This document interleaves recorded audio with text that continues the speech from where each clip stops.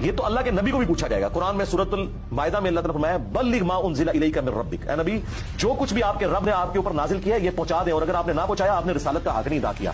یہ رسول اللہ نے ہمیں اللہ کے کہنے میں بتایا کہ میرے اہل بیت کے معاملے میں تمہیں اللہ کا خوف دلاتا ہوں، میرے بعد ان سے اس نے سلوک کرنا، حضرت علی کا ساتھ دینا، حضرت علی کے ساتھ کھڑے ہونا، اہل بیت کا دفاع کرنا، قرآن پہ عمل کرنا. یہ وہ ساری باتیں جو میرے نبی نے مجھے کہی ہیں، اور یہ نبی کو کس نے بتائی؟ اللہ نے. تو یہ دین ہے.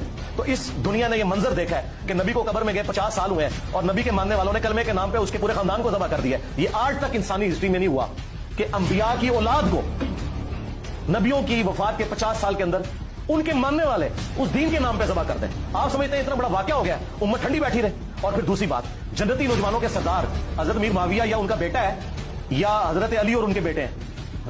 تو جنہوں نے جنت میں جانا ہے نا وہ علی اور حسن حسین کا نام لیں گے، اور جنہوں نے یزید اور اس کے باپ کے ساتھ رہنا ہے وہ ان کا نام لیں. ہم تو ان کے ساتھ ہیں.